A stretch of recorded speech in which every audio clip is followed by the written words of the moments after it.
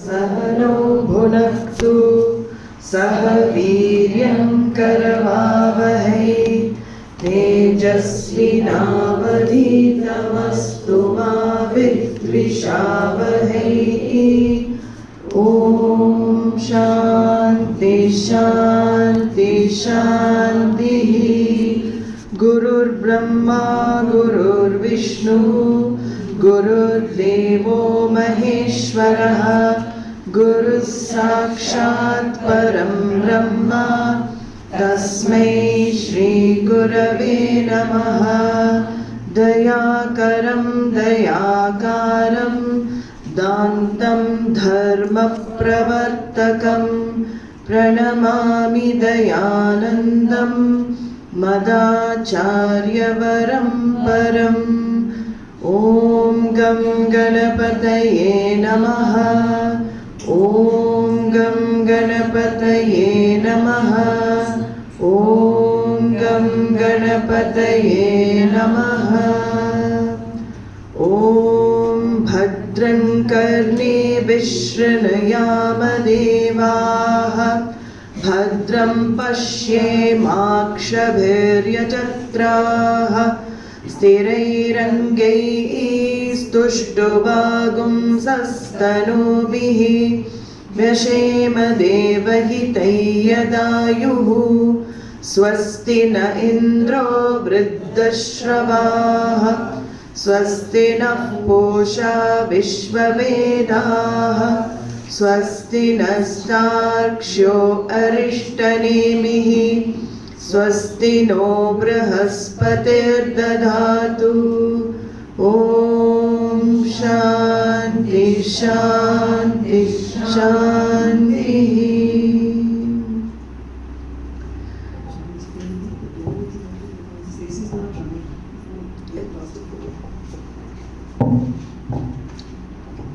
Luckily it is not too hot outside, so one saving grace. You can keep the mesh one closed. Close the mesh. Because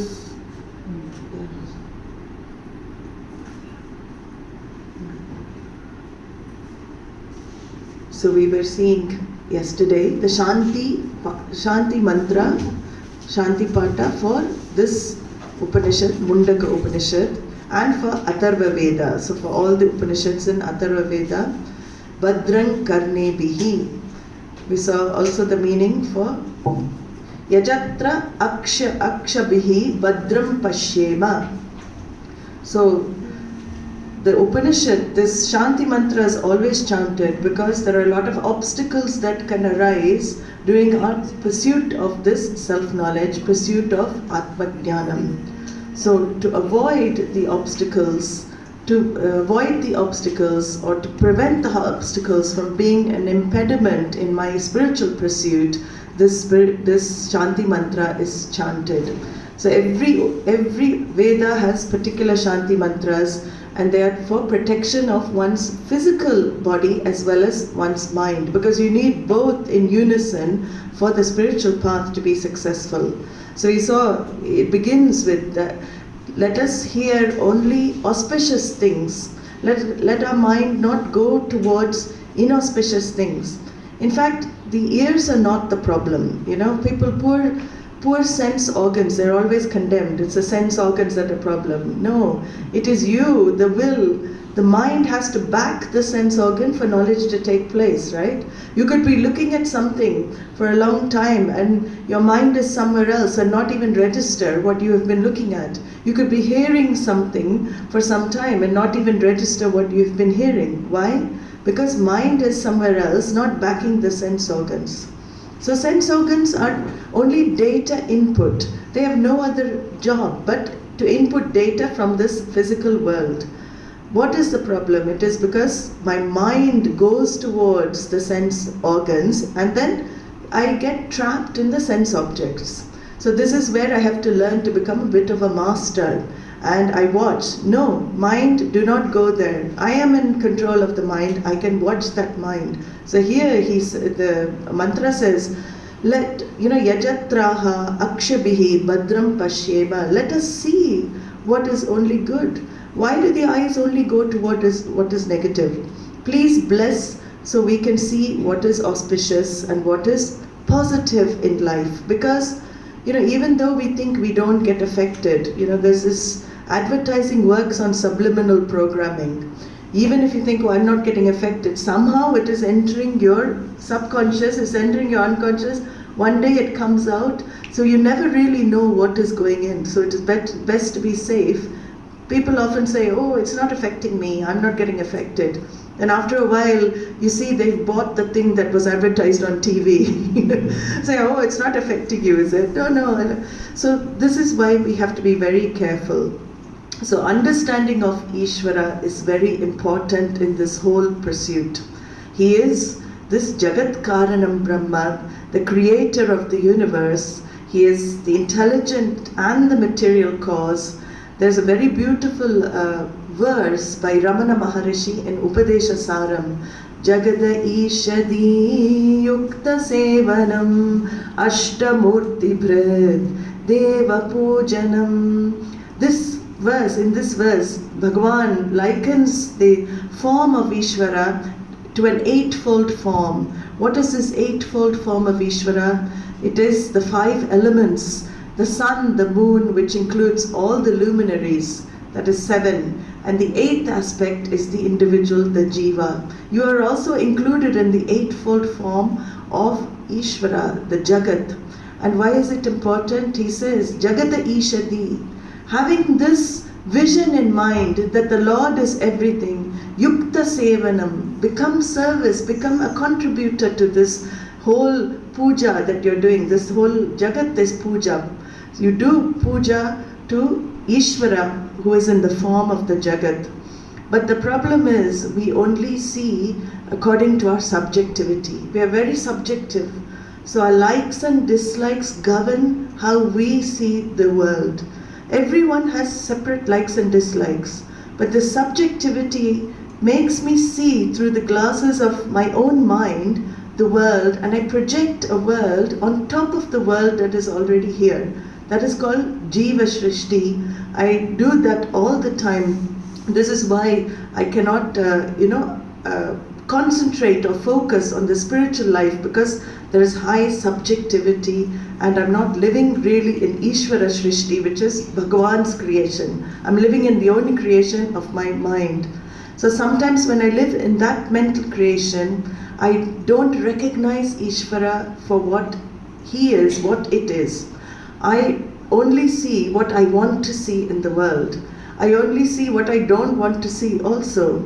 So this seeing is very important. Through the sense perceptions, you're asking Bhagavan, let me see good in everything. Let me see what good is there. Even in negative situations, maybe we don't know what Ishvara has in plan, right? We only see from this particular perspective. Right now this is happening. Do we know past and present? He has a greater plan for this whole universe. So that is, again, lessening our subjectivity, Ishwarizing, like Swamiji used to say, Ishwarize your life. Bring Ishvara into your life. See that Ishvara's order in everything. So, stirehi angehi tanubihi tushtuvam saha devahitam yadayuhu yashema. This is how you split that line. Here he says stirei angehi. So not just our sense powers should be in the right track, my limbs should be strong. So stirei angehi means, let me not suffer from all, slip discs and bone breakages. In my pursuit for Atma Jnanam, suddenly if I get a slip disc, it's very difficult and I can't come for class, I can't enjoy. Some physical impediment, bad health, something disturbs my pursuit of Shravanam, then you're asking Bhagavan, please give me that grace so that doesn't happen. It detracts from the focus of study, and I have to, again, bring myself back to a certain state where I'm able to do Shravanam, Mananam, Nididhyasanam. So Sthire Rangehi is very important. We have to keep our physical health up. The regular exercise, yoga, all of this forms a part of even our spiritual pursuit. So Vyashema yet devahitam Ayuhu, Devahitam Ayuhu, which means may we enjoy this full span of life. So in those days, what is the full span of life? Envisaged as 100 years. Every jiva has 100 years full span of life. And you see throughout the Rig Veda, which is the original text for all humanity, not just for India, Rig Veda, it's very, very interesting. The first recording of a human voice, Thomas Edison did in Oxford University. They still have it in Oxford. It's in Bodleian Library. Max Muller, you may have heard, he was a big Indologist from Germany, big Vedic scholar. He was asked by Thomas Edison to record the first mantra of Rig Veda, because he said it is appropriate that the first recording should be the first sound that was ever heard for humanity. So they even acknowledge that Rig Veda was the first actual text which was heard, which was again written after some time, but it was the first sound for all of humanity. So he recorded that. You can hear, if you have a chance to go to Oxford, ask them for that. Agnimi ile purohitai yajnasya deva mridvijam comes from the Rig Veda.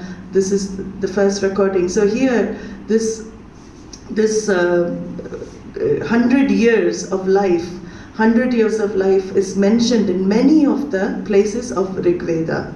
This asking for Bhagavan to give 100 full span of life with all health, mental health, physical health, this is asked for in the Rig Veda.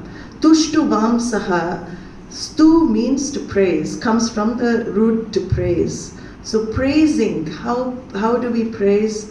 Tanubihi. Tanubihi means with words, with doing parayanams, with doing mantras, chanting shlokas, stotras. You can do in any language actually. When I was recently in Brazil, it was very interesting because I had the opportunity to be with native indigenous Indians, who live totally in harmony with the forest. They live actually in the Amazon jungle. And first, this tribe actually had come out for the first time in their lives. Can you imagine? Out of the forest they had come for the first time. So everything was new for them. They had not gone on a bus before. The person who was hosting me, he said, better not put them on a flight because, they'd be probably scared because they have not, even a bus was quite different for some of them. So, but it was so wonderful because they allowed, we all did this ceremony, their ceremony together. And there were so many similarities with Vedic culture because all their prayers and their chants, very beautiful chanting, and it all, E, I, O, all sounds that we see also in our languages, their chants were all directed at devatas of nature. Because for them, gods are, all the trees are their gods, all nature is their god. So they already recognize that Ishvara is in the material cause for this whole creation. So this idea, this tanubihi, through words, it's not just Sanskrit mantras. It can be in any language because the one can be invoked in any language, any culture, and is being invoked. So the idea here is that we keep Ishvara at the center of our lives. As somebody said, it's very difficult to see Ishvara all the time, but it is a practice that has to be done, which means that I see through my words, when I speak words, is it in praise of Ishvara? Am I saying something that is pure, that is clean, that is pleasing, Satyam bruyat, speak the truth. Priyam bruyat, speak what is pleasant. And hitam bruyat, speak what is beneficial towards others. And Satyamapi, even if it's the truth, apriyam na bruyat, don't need to speak unpleasant words. So following this dictum from our Vedas, then many of us will be very quiet. I think whole world will become very quiet. If I measure my language with this, I think we'll become very quiet. But it saves a lot of unnecessary conflicts because words can lead to unnecessary conflict. You may not mean what the other one thinks you mean. You're saying something which is you feel is beneficial for the other one, or you feel it's going to be good, but the other one say, who are you to tell me that? What are you saying? So it leads to unnecessary arguments. That's why even Vak, in our scriptures, Vak is given high predominance in our scriptures. This tongue has the designation of being included in Karmendriya, organ of action, and Jnanendriya, organ of knowledge, which is very interesting. It is a Jnanendriya, sense organ, because it brings in the knowledge of taste. But it is also in Karmendriya because yap, it also does the action of talking. So many of the prayers you'll find are to manage the tongue. I don't want to use the control of the tongue, but tongue management is highly praised in the Veda. First, on level of food intake. So that is the Jnanendriya function. Always going for what I like to eat may not be what is good for me to eat. And also, talking too much is, again, we know it can get us into a lot of trouble, and then it takes a long time to undo the trouble that the tongue gets us in. So better be quiet. Praise the Lord. Whatever you have to say, just say it. Use the speech in a correct way. So this is the first part of the prayer. The second part of the Shantipata invokes all the Devata's grace for all the first part. So it's very interesting. The presiding deities, we saw there are certain presiding deities, Adhisthana Devatas, that preside over certain functions in this world, and also the same functions happening in me. So here we invoke Vriddha Shrabaha Indraha Naha Swasti Dadatu. Vriddha Shrabaha Indraha Naha Swasti Dadatu. You'll see that. May Indra of great fame be auspicious to us. What I love about the Vedic chants, the Vedic prayers, is that you never say for me. Naha, Asmakam Naha, the alternative form, is always for the collective. You're always praying for everybody else. Why is that? Because the recognition is if others are not happy, you're not going to be happy. Just praying only for yourself is not going to make you happy. Others also have to be happy for you to be happy in life as well. That's why the collective, you always see this, Sahana Vavatu. It is again, Naha, for us, So here, may Indra of great fame be auspicious to us. Vriddha Shravas means of great fame. Why is he of great fame? Because in that, I said yesterday as well, 60% of the suktams in the Rig Veda, which is the first text, are for Lord Indra. It has disappeared now, Indra worship. I don't know why. It would be interesting to find. But Indra was the primary deity of the Vedic times. Varuna and Agni followed. But 60% of Rig Veda mantras were directed towards Indra. And he is the presiding deity of strength, arms, of Balam. So he is the god of strength, and we asked for Stire Angehi. You remember in the first part, may I have good limbs, may I be strong. So we invoke the blessing here of Lord Indra for strength, because he is the presiding deity of my arms for strength and my legs also. And may he bless. Why? Because my actions have to be in line with Dharma. I have to let me use my strength in the correct direction in line with Dharma. Let me use my strength to contribute to society, not for my own self. The whole, why is Bhagavan giving strength? So you can contribute to society. Then, Vishvadevaha Pusha Naha Swasti Dadatu. Swasti Naha Pusha Vishvavedaha. It's a beautiful invocation actually, beautiful names as well. So Push means to nourish in Sanskrit. So who is Pusha? Who is Pushan? Who is that nourishes everything on this Jagat? Lord Sun. So you're asking here, Swasti Naha. Lord, oh, give us this Swasti, give us this health. Oh, Lord Surya, who is also known as Vishva Vedaha. That's also a very beautiful word for him. So he's called Pusha because he nourishes everything here. Without sun, where are we? Even Gayatri mantra is Savitur, Tat Savitur Varenyam Bhargo Devasya Dhimahi Dhiyo Yo Naf Prachodayat.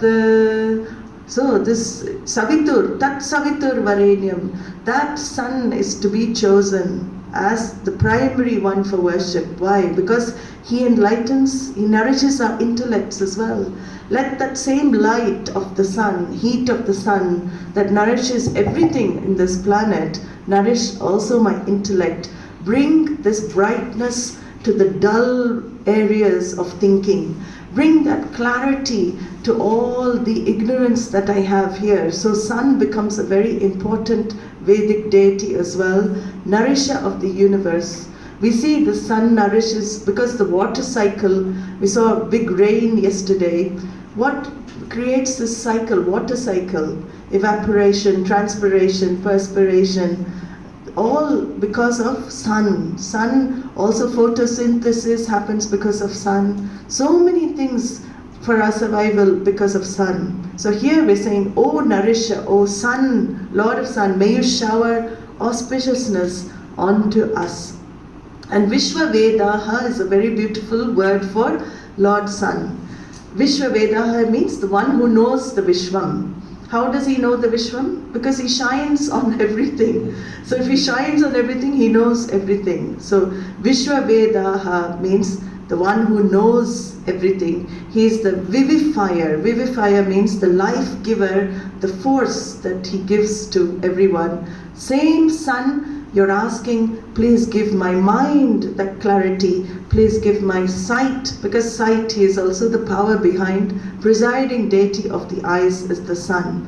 So only because of the grace of Surya Bhagavan can we see what is auspicious. Otherwise it's very, again, we don't have that grace backing. Mind, eyes will always go towards negative. So, Nastakshos, Tarkshaha, Arishtanemihi, Naha Swasti Dadatu. Here, this is very interesting. Here, the mantra is talking about Garuda. So they're very unusual. I have not seen many mantras talking about Garuda. So Tarksha is another name for Garuda. Who is Garuda? Garuda, for people who don't know, is Vishnu's Vahana. Vishnu's vehicle is Garuda, which is an eagle. He is an eagle. And you're asking Garuda, why? What is the quality of eagle? Eagle has very beautiful qualities actually that one can also imbibe. One is far sight. An eagle can apparently see the prey 3 kilometers away. And the focus it has, that type of focus, it can go for that prey. Its vision is vast, vision is wide. So that type of vision, please bless us with. We need that vision because we're very narrow-minded, We only see certain things in a certain way. But we should have the wider picture and be able to focus on what we want to focus on. So that, then you say, Swasti Naha Tarkshaha Arishtanemihi, may Lord Garuda give us all health and well-being, the ability to see beyond the narrower picture, to see the broader picture, and also the ability to focus on what we need to focus on. So another name for Garuda is Arishtanemihi. Very beautiful name. Arishtanemihi means one whose flight is never obstructed.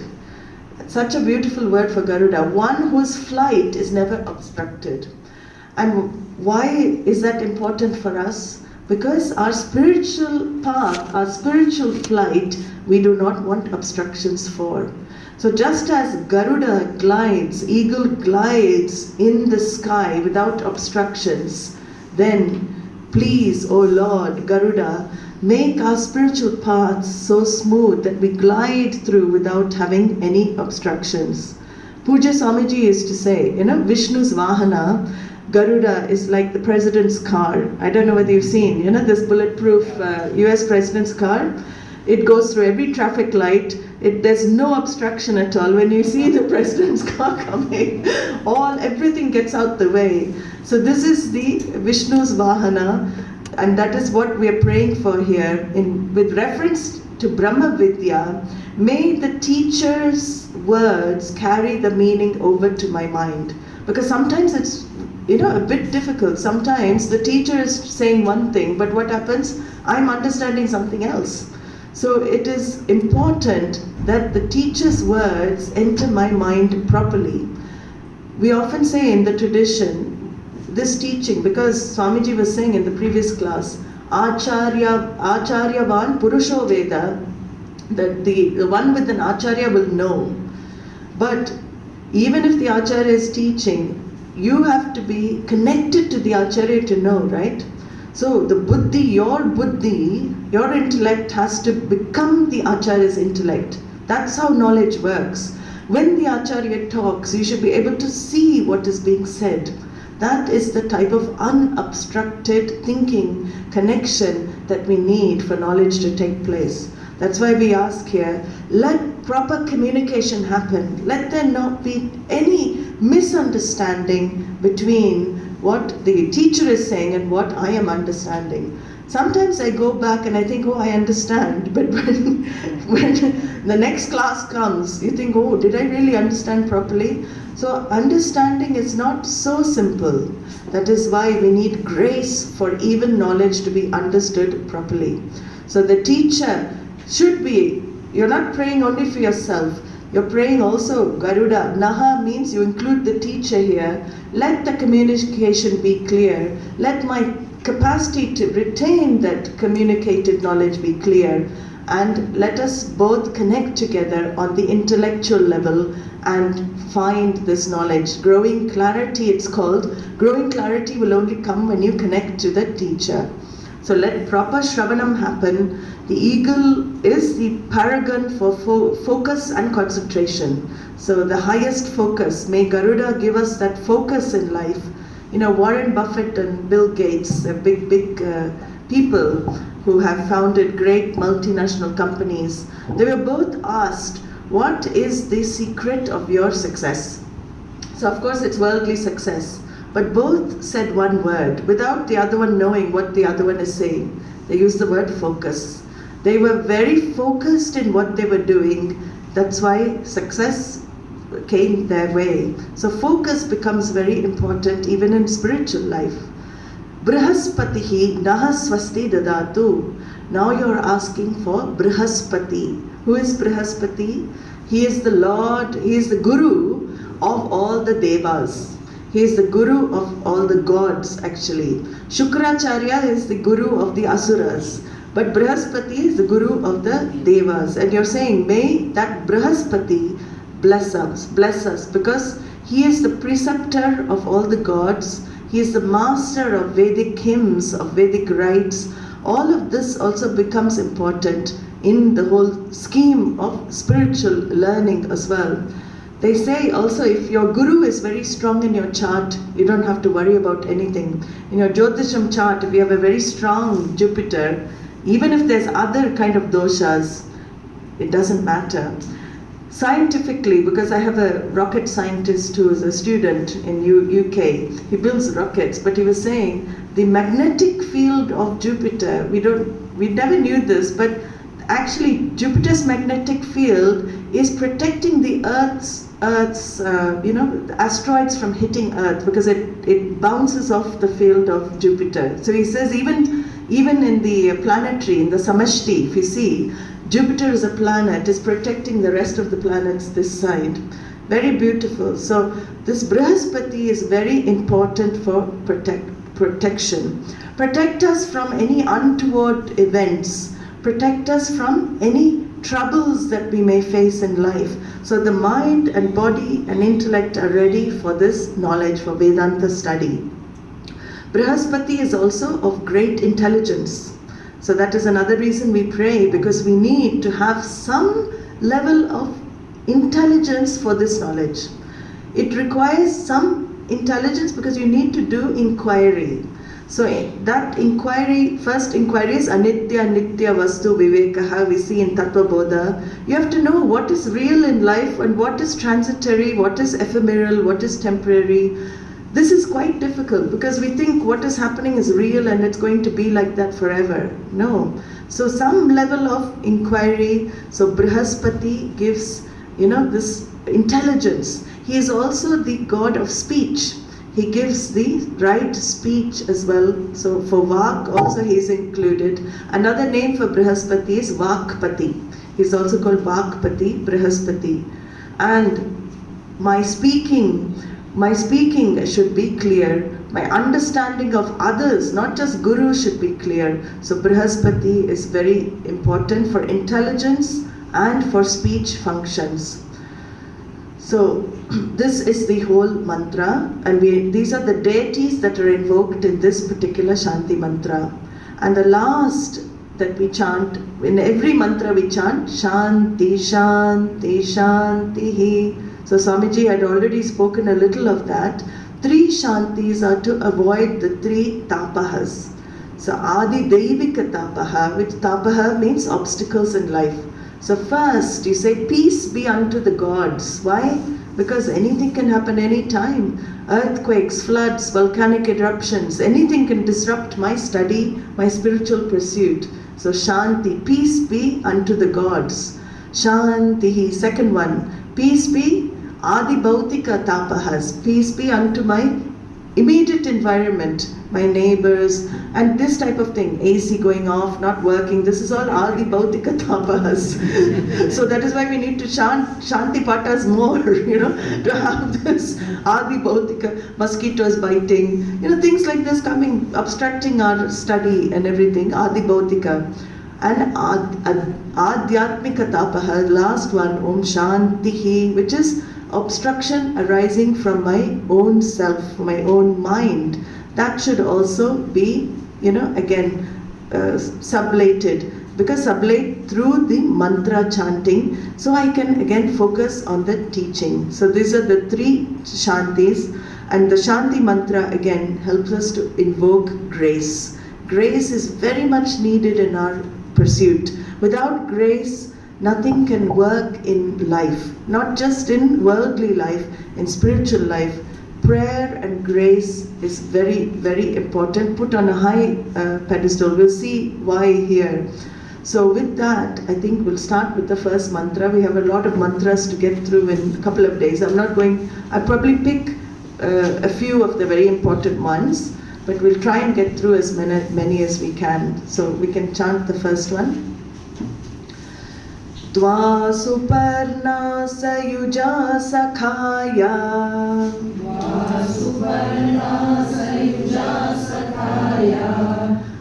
Dva suparna sayuja sakhaya. Samanam vriksham parishasvajate. Samanam vriksham parishasvajate. Samanam vriksham parishasvajate. Tayoranyah pippalam swadvati. Tayoranyah pippalam swadvati. Swadvati. Swadvati. Anashnan anyo abhichakashiti. Anashnan anyo abhichakashiti.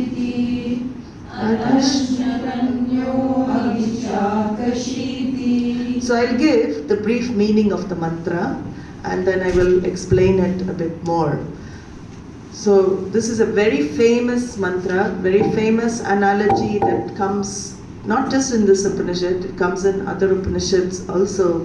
2 shining birds that are always together and have the same origin are perched on the same tree. One of them eats of the fruits of different tastes while the other one watches. Now what do we understand by that? That is why we need sampradaya.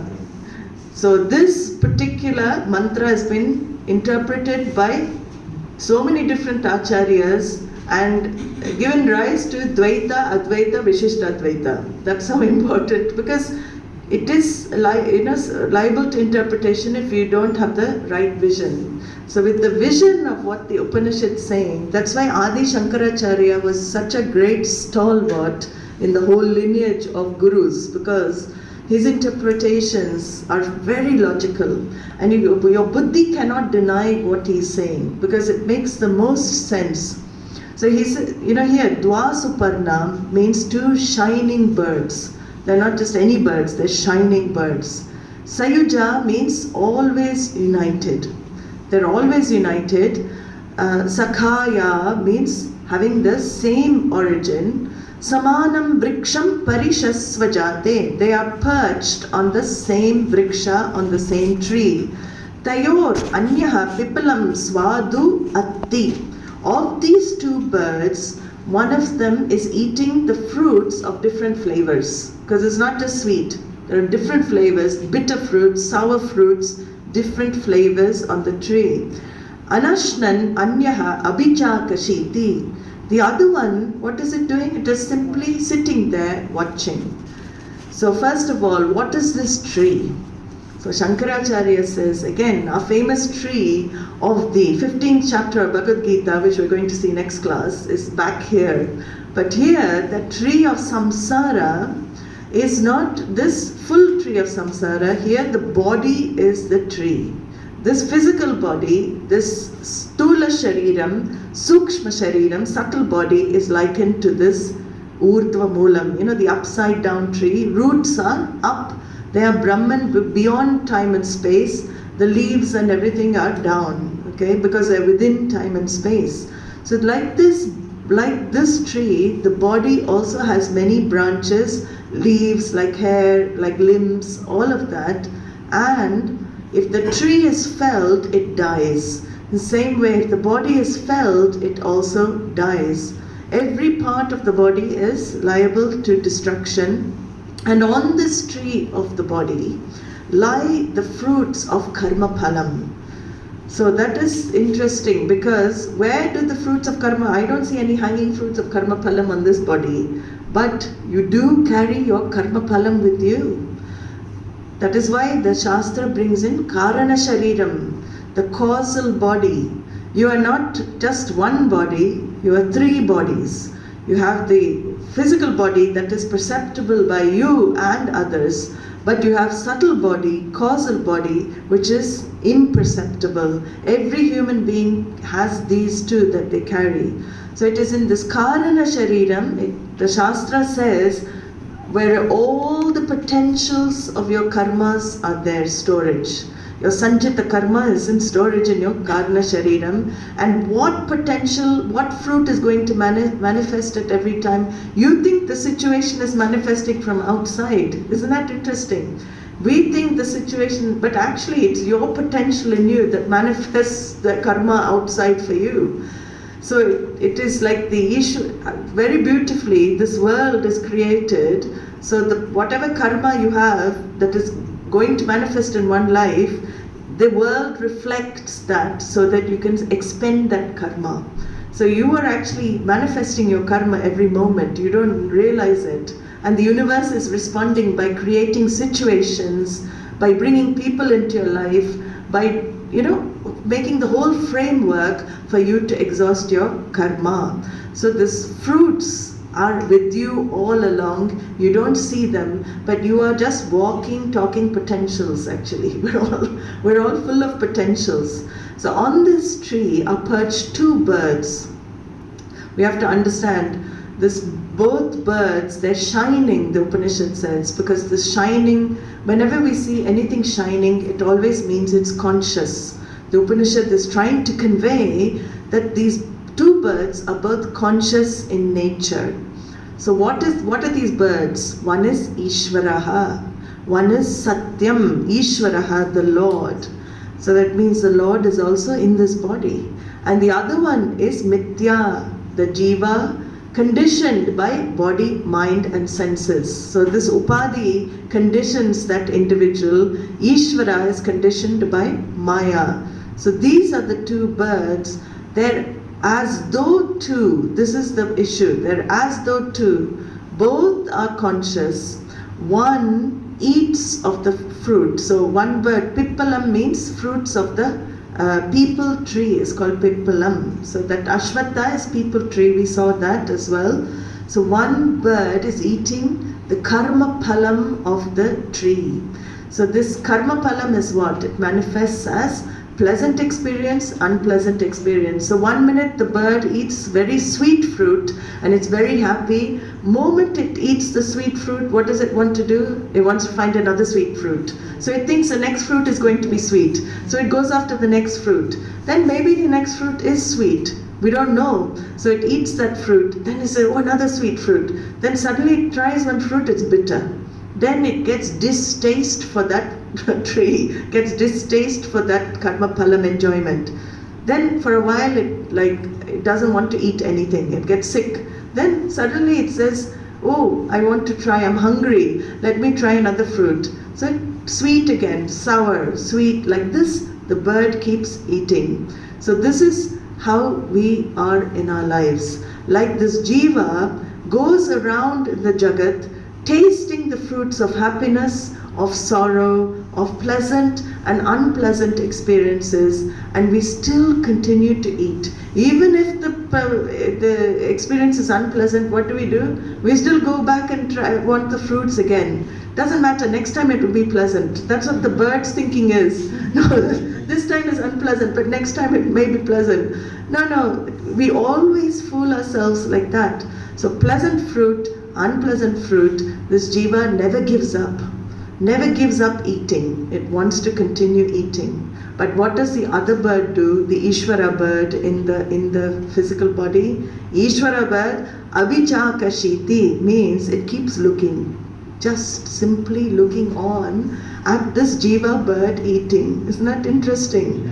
This Ishvara bird has no doership. This Ishvara bird has no enjoyership. So we'll have to understand what doership and enjoyership are. But this Ishvara bird is known as Sakshi, the eternal witness. This Sakshi bird, effulgent witness, it is shining after all, it's a conscious witness. It lights up the actions of the other bird. It just simply watches lighting up the actions of the other bird, just as the sun is just shining, right? Does the sun do any action of lighting up? It doesn't do any action of lighting up. Yet all actions happen within the sunlight. So many actions are happening, and then you look at the sun in the sky, it's not doing anything, just lighting up. So this bird, the Ishvara bird, is Sakshi, Jyotisham Jyotihi. We saw that the light of all light, lighting up everything, always free. That bird is free from the karma phalam. The karma phalam, the fruits of karma, don't touch this bird, because this bird enjoys himself, doesn't need to enjoy fruits to enjoy himself. This bird is very happy, content. Atmanyevatmana tushtaha. This bird is totally content within himself without doing anything. This is the trick, without doing anything. So what does it mean to be a doer then? So again, doer means that I'm identified with this thought of I. First of all, this I thought comes into the mind. That is the jiva. The reflected Ishvara is this jiva with the thought of I. Then what does this I do? The I is erroneously known. So we saw that with the pursuit, Purushartha Nishchaya. We saw that the I does not know what it truly is in nature. So what does it do? This I feels lack, it feels inadequate, it feels a sense of smallness. And this I, this bird, I, jiva, what does it do? It wants to fulfill itself. So I feel hungry. I'm not full now. Ishvara bird is always full. It is very happy, just watching. But this one wants to feel fulfilled. So I want to eat, try this karma. I want this. So desire arises. That fruit looks on that branch looks very good. Let me go for that fruit. This fruit looks good. Let me go for this fruit. The jiva I is constantly trying to fulfill itself. It is constantly trying to make itself feel whole and complete through eating karma phalam. But this is where the Ishvara bird is wise.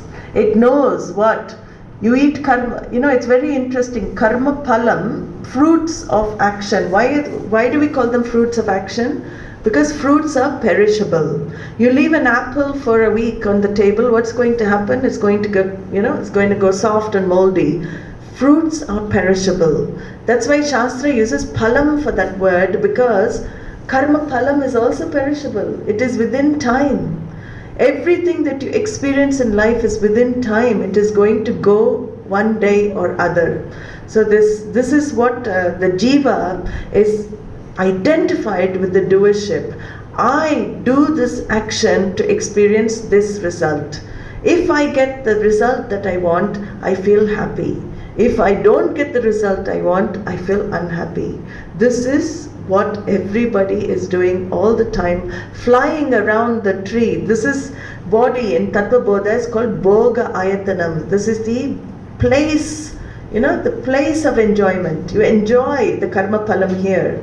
You take an ice cream, you enjoy the taste very much. What enjoys? It is this Sukshma Sharir, the subtle body backing the physical body. It's not the tongue that enjoys. Who is enjoying the karma phalam of ice cream?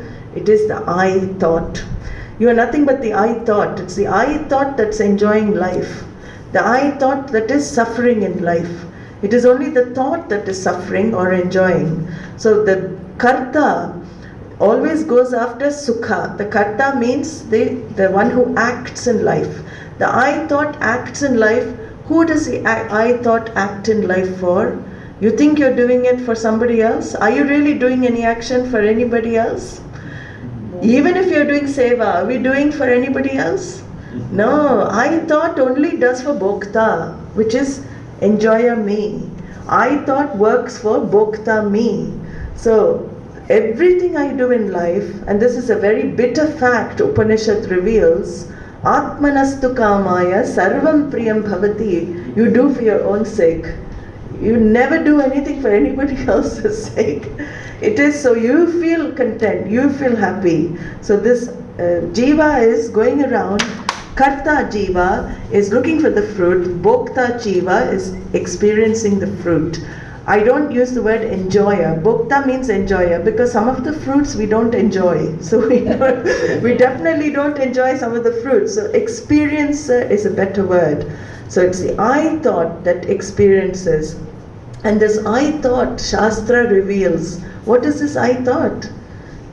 It is only a reflection of consciousness in the mind. It is not true self. You are actually, Shastra says, and it's quite frightening to see that, you are nothing but a reflection. What you think you are is only a reflection of the true consciousness that you really are. And you take that reflection to be real. That is the whole problem in life. The issues are born with taking that reflection to be real. But the truth is, Atma, which is the bird, you are that Sakshi bird. It is not that there are two birds, in fact. The Ishvara bird is you, in fact. It is seen as two because to understand the Vedantic equation, Satyam and Mithya, A equals B, B doesn't equal A. That is why the two birds are shown like that. It is pot equals clay, but clay does not equal pot, right? Wave equals water, but water does not equal wave. This is the very interesting equation in Veda. It is not an equation that is equal both ways. This is called the Satyam Mithya equation. If the mind can assimilate this equation, then you are a jnani. The whole life is to assimilate this equation. And this is exactly, this Jiva bird is the Ishvara bird. But Ishvara bird is more than the Jiva bird. Sakshi Atma is more than the thought I. But the I thought is nothing but Sakshi Atma. It's brilliant. This is what the bird analogy here is. And that is why the Upanishad said Sayuja. Sayujaya means they're inextricably united. You cannot separate them. They're on the Samanam Vriksha of this physical form, of this Stula Shariram, subtle form, and they cannot be extricated from each other because they are one and the same in fact. So this mithya we have to understand is not like rope and snake. There are many examples that are shown in the snake rope, we say as an example. It is not like snake and rope. That's why the analogy of two is used. When you recognize the rope and that there was no real snake, does the snake disappear? The snake disappears. Yes, it does. Yeah. When you recognize the rope, snake disappears, right? So you know the rope as rope, snake disappears. But does it happen with the Jagat? When I recognize the Adhisthana, when I recognize Isha Vasyam Idam Sarvam, when I recognize there is only one consciousness, does the world disappear? World does not disappear. So actually this snake rope example for this we don't use in general, because the world is still there, it doesn't disappear. The best example to understand this too is pot and clay. Pot and clay is how we understand Mithya and Satyam. The pot does not disappear on my recognition of clay, does it? The wave doesn't disappear on my recognition of water. The wave continues to be wave. The pot continues to be pot, but I see the substantive only. My vision shifts to substantive, not the name and form. This is why the Upanishad actually, because some people say it's using two, so they've explained it as duality. One Ishvara and one Jiva. Ishvara separate from Jiva. No, that they cannot acknowledge what Samanam Vriksha means then. If it is in one body, one tree, how can there be difference there? There has to be a oneness, but there has to be something which is separating both. What is that separation? Only Ajnanam. We saw that, only Ajnanam. So in this one form, there is seemingly two entities.